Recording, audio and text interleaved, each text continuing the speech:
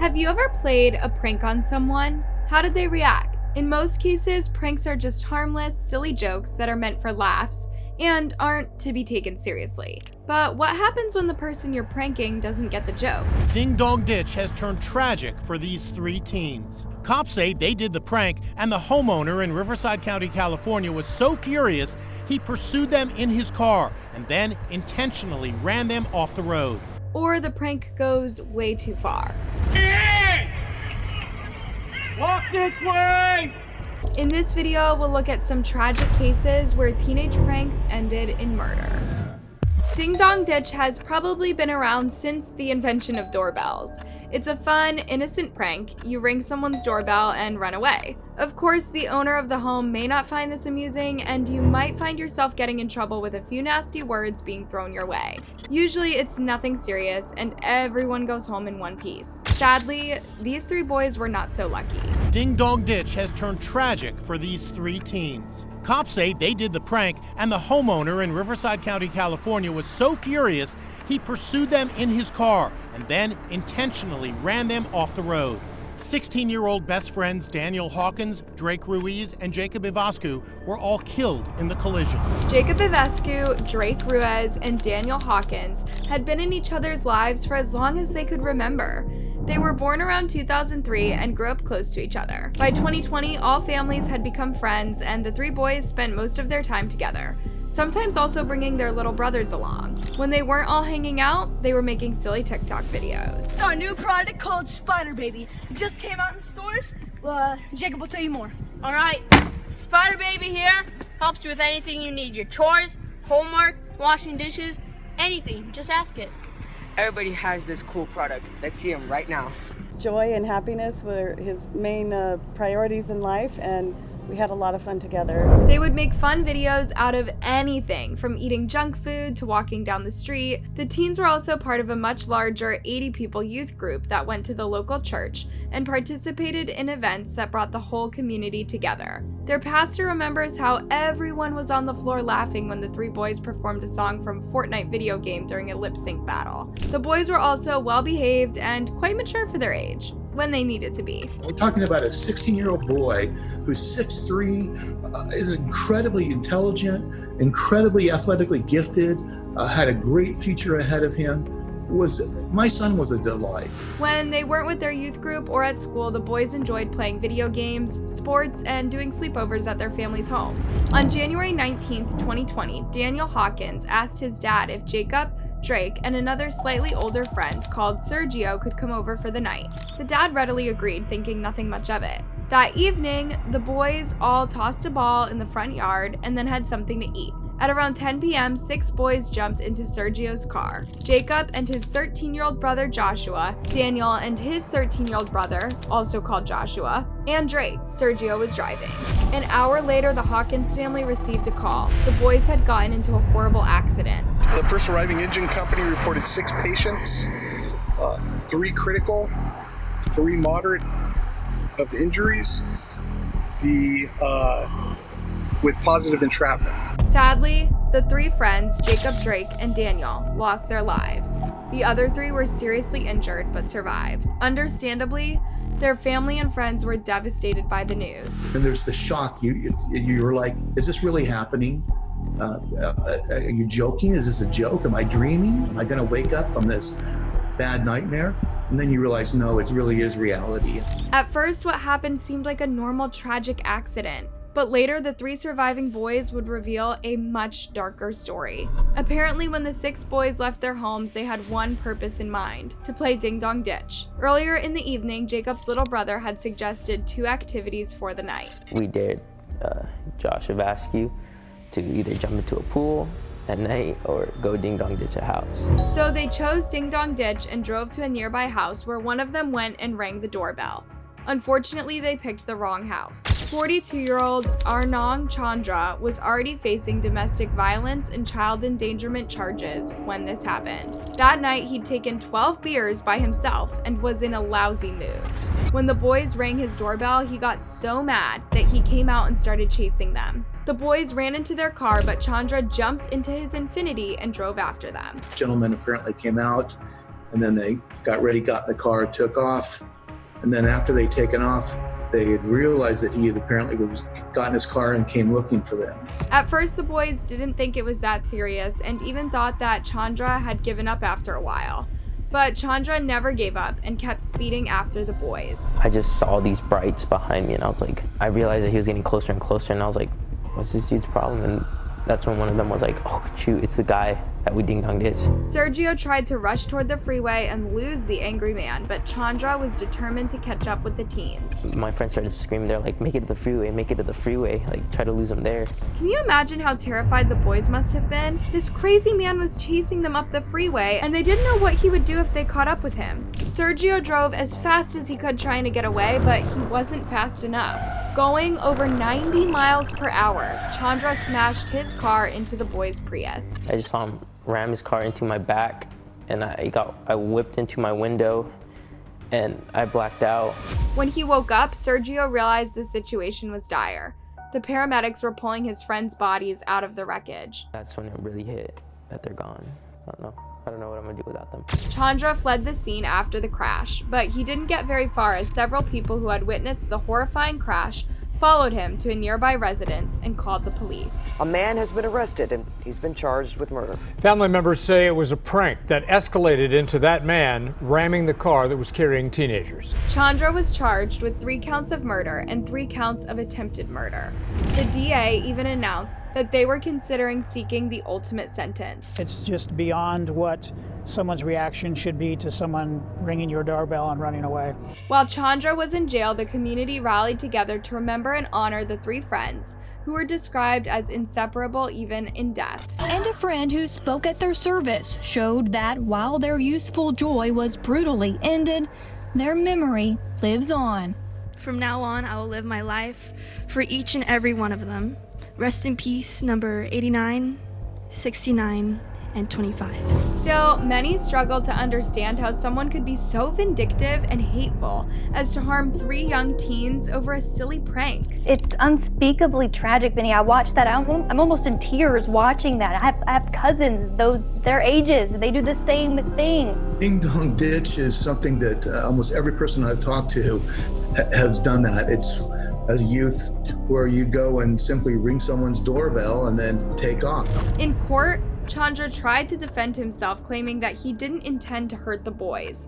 He claimed that he was afraid for his family's safety that night when he saw a person with a hooded sweatshirt outside his home. When he learned that it was a prank, he admitted that he got angry and started chasing the boys with his car so that he could verbally express his anger. However, the prosecution reminded everyone that Chandra had consumed 12 beers that night, and Chandra had every intention of hurting the boys when he rammed into their car going at 90 miles an hour. The jury deliberated for less than 3 hours and found Chandra guilty of all charges. And in July 2023, he was sentenced to 3 life sentences without parole. I feel that justice was served. I think it would have been nice to have it sooner. I mean, 3.5 years, but who knew that COVID would happen right after? It's not going to bring back any of our boys. But we feel that justice was served. Pointing the gun at them, making sure they stay in the closet. My mom and my little brother. On December 28, 2017, Wichita police officers rushed into what they thought was a hostage situation. They surrounded the home of 28-year-old Andrew Finch, a father of 2, who was at home with his family and who had no idea what was happening. According to his mom, Lisa Finch, Andrew saw the police lights outside and opened the door to see what was going on. But the moment he stepped into his front porch, the unthinkable happened. Walk this way! The officer who fired the gun later testified that Andrew started to follow their direction, but then stopped and appeared to be reaching into his waistband. The officer claimed that he thought Andrew was reaching for a gun. My fear is that he's going to open fire on the officers. That's based upon every bit of information we know from the 911 call, which is not much, and his actions on the porch. The bullet struck Andrew's heart and right lung, and he was immediately rushed to the hospital, where he was very sadly pronounced dead 17 minutes later. But it gets worse. After gunning down Andrew in cold right outside his home, the officers ordered everyone in the house to come out, and they were all handcuffed and then taken to the station for questioning. Then, after all this, the 911 call turned out to be fake. Can you imagine how Andrew's family must have felt? My son wouldn't have heard anything he said. They were saying they did not give him a warning. I him in the head and he's not breathing anymore. This morning, Wichita police are investigating how this chilling 911 call from a man claiming to have his father led to the death of an innocent, unarmed man over 1,000 miles away. It all started with an online argument over a $1.50 wager in an online match of Call of Duty World War II on UMG Gaming, which operates online tournaments. 18-year-old Casey Viner of College Hill started arguing with 19-year-old Sean Gaskill of Wichita, Kansas, over a friendly fire in the match that caused them to lose both the match and $1.50 in wagers. The two gamers then took the fight to Twitter, now X, and Casey threatened to swat Sean over the loss. In response, Sean gave Casey his old address and told him that he would be waiting. Casey then passed the address to another guy, 25-year-old Tyler Barris, and asked him to swat Sean. According to the police report, Tyler used a Wichita phone number through an app to call 911 several times. He identified himself as Brian, claimed that he was at 1033 West McCormick Street, had fatally fired at his father, and was holding his mother and brother at gunpoint. I him in the head and he's not breathing anymore. I already poured gasoline all over the house. I might just set it on fire. Pointing the gun at them, making sure they stay in the closet. My mom and my little brother. Okay, is there any way you can put the gun up? No. Are you guys sending someone over here? Because then I'm definitely not gonna put it away. Poor Andrew was not even involved in this and ended up dying for something he had no part in. Do you have my address correct? Can you verify it for me again? It's 1033 West McCormick Street. I keep thinking this is a dream. I'm going to wake up and he's going to be here. It's not a joke to swat other people. Andrew was described by his family as a caring and loving person who was always there for his family whenever they needed him. Very close. I loved him and he loved me. We did everything together. He was always there, always there. It would later be revealed that Tyler Barris, who is known online as SWAT Stick, had a long history of swatting and a criminal record that included DV. He even served 16 months in Los Angeles County Jail for making false bomb threats against KABC TV, an elementary school in Los Angeles, and a middle school in Granada Hills. He was also wanted by police in Panama City, Florida, for calling around 30 other bomb threats, including one to a high school and on fraud and mischief charges in Canada for harassing a woman. They want to see armed officers. They want to see bomb dogs, helicopters. That's all part of the fun they see in this. He would brag about his swatting attempts on Twitter and had also tweeted about Andrew's death, saying, "I didn't get anyone killed because I didn't discharge a weapon, and being a SWAT member isn't my profession." Before his arrest, he had phoned into a YouTube channel popular with gamers and claimed that he was hired to do the swatting. The argument can be made that the police would have never shut up if I didn't make the call. However, I don't believe that I'm the only guilty party involved in this whole incident, considering I was contacted and, it almost instructed to SWAT and taunted to SWAT on edges.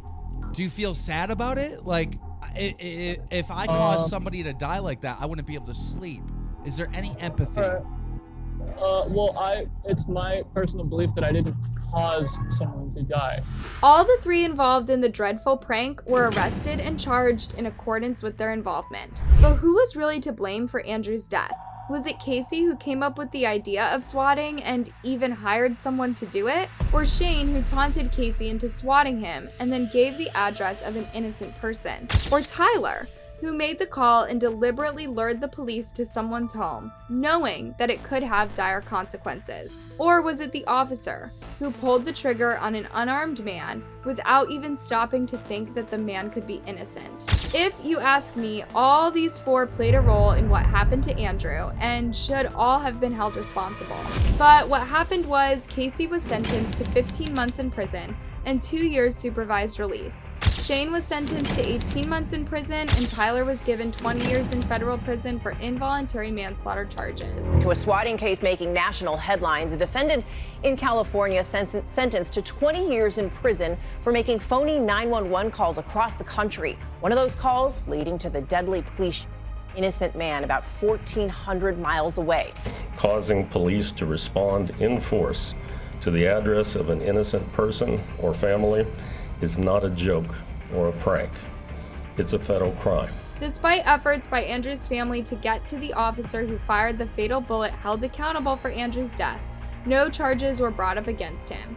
Instead, the officer was actually promoted to a detective. That was basically a slap in the face for Andrew's family. When I got back here, my sister said, "You need to sit down. I got to tell you some bad news and you're not going to want to hear it." Andrew Finch's family is upset to learn that police will not face charges for this decision almost 4 months after his death. Hell, if I can say that. Everything they did that night was wrong. Laws were broken. Like, our rights were just thrown out the window. Nothing was right from that night. Nothing. And it has destroyed a family, and we haven't even, how are we going to go on? Like, it's just not right. And they don't care. Eventually, the family decided to file a wrongful death suit against the city of Wichita and Wichita Police Departments. At every level, the leadership and the city of Wichita failed. From the moment the call came into the 911 dispatch center to the moment that, under the direction of the Wichita Police Department, an officer shot his high-powered rifle and killed Andy Finch. From 50 yards away, Andy presented no threat, no harm to the officers or others. This case is about the failure of the Wichita Police Department. They failed to properly dispatch the right officers. They have failed to train the officers. And after 5 years of waiting, the family got their first win when the city of Wichita agreed to a $5 million settlement. It has been difficult to say the very least. Tuesday, Wichita City Council approving a $5 million settlement for Andrew Finch's family. This is more than 5 years after he was killed during a hoax swatting call. It's sad because a young man's life was taken away. He was in the sanctity of his own home. He was unarmed and killed. And hopefully it's a teachable moment for the city of Wichita and leadership to make sure this doesn't happen to any other family.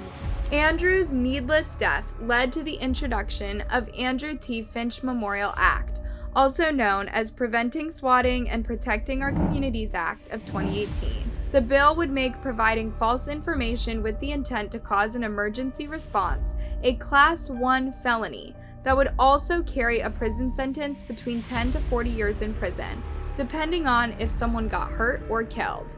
Let us never forget why we are here today and who brought this legislation through tragedy to our attention. However, this bill has never been taken up for a vote and therefore has never been passed into law. Later, Tyler said in an interview that he regretted what he did. I just wish I could have rewound somehow, and just never done it. But it was a little too late. Andrew's devastating death had a lasting ripple effect on Andrew's family. Almost a year after the incident, the family suffered another tragedy when Andrew's 18-year-old niece, Edlina, took her life by gunpoint. Edlina was raised by Andrew and his mother, Lisa, after her own mom died. She was only 17 at the time of the December 28th incident and had witnessed her uncle's death. You can imagine the trauma that she must have suffered. Andrew's mom, Lisa, blames Edlina's death to that horrific incident. 3 Georgia teens are now behind bars and facing murder charges after what officials call a lover's quarrel and a plot to egg someone's home that went too far. On July 3rd, 2023, at 4:30 p.m., Spalding County Sheriff deputies rushed to a scene where a young man was lying dead in the middle of the road with multiple bullet wounds. The victim was identified as 22-year-old Jonathan Gilbert, who also went by the name Tyler Lane. Now, Tyler had lived in Georgia for a while, but he had recently moved to Texas to start over his life. However, before he was killed, he had come back to Georgia to take care of an issue with a ticket that he couldn't settle online. A female friend, Kaylee Morgan, whom he had gotten close with, offered to host him at his house for the week that he would be staying in Georgia. He was at Kaylee's on Dobbins Mill Road in Griffin when on July 3rd, a group of teens started throwing eggs at the house. When he went out to confront them, the group ran back to their car and began driving away. Tyler then approached the car, and that's when things quickly escalated when someone inside the car fired at him multiple times. It would turn out that the person who fired the guns was Tyler's 18-year-old ex-girlfriend, Sydney Maugham. Came outside to confront her. They all ran back to the car, and from what I think happened, she shot him when he was running up to the car in the chest, and then went to go turn away and shot the neck, and then he just collapsed. And he was alive for about 10 minutes, begging for somebody to help him.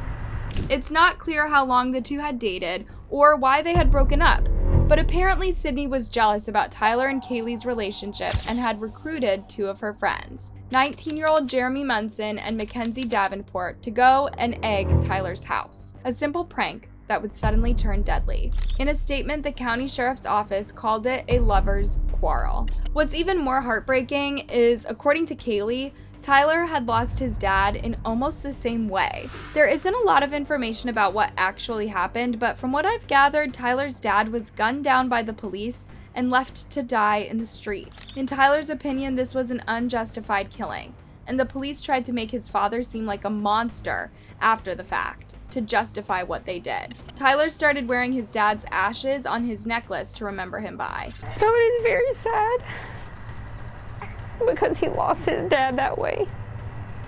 And from what I've heard, Jeremy got out of the car and snatched his necklace off of him, and it was his dad's ashes. The sheriff's office was able to track down the three teens using a cell phone number of one of the teens. With the help of the Henry County Police, they obtained a search warrant and found the car and gun associated with the murder. The three teens were soon arrested and taken into custody, where they were charged with malice, murder, battery, and criminal trespass. On top of that, Sydney and Jeremy were also charged with aggravated and possession of a firearm during the commission of a crime. Even though Sydney was the one that pulled the trigger, the sheriff's office said in a statement that all suspects would be held accountable. Let me draw this analogy for you. If you go to rob a bank and you get your buddies together and you have one driving the car, you have one standing outside watching for people, and then you have the other one go in and rob, and that one somebody, all three are going to be held responsible for felony murder.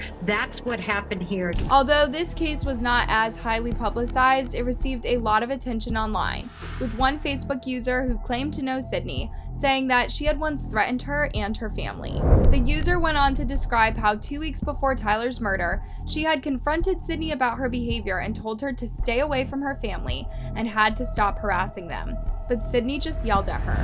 Following his tragic death, dozens of people, including his heartbroken family members, came out to Indian Springs State Park to remember Tyler. His family says he was loved by many and will be dearly missed. I have a hole in my soul and in my spirit that will never be filled. Broken family members were surrounded by dozens of people who came out to Indian Creek State Park Sunday afternoon to remember Tyler. His family says he loved to fish and had just been baptized. My little Ty Bug was so loved by everyone he met. He had an infectious smile and just big, huge blue eyes. He was really trying to turn his life around, and he's left a hole in our hearts for sure. What I'm going through right now, no parent should have to go through, no mother, no father. Meanwhile, the three suspects appeared before a judge for their bond hearing, and Mackenzie seemed completely distraught and was crying throughout the hearing, while her accomplices, Sydney and Jeremy, looked emotionless. It was revealed that Sydney had been harassing Tyler and Kaylee for days leading up to the murder. In fact, just a few hours before the murder, Sydney had reportedly texted Kaylee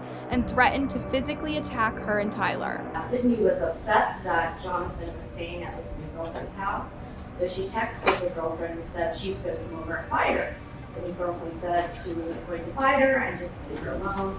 So then Sydney started to text Jonathan, Tyler Gilbert, and said she was going to come over to fight his new girlfriend.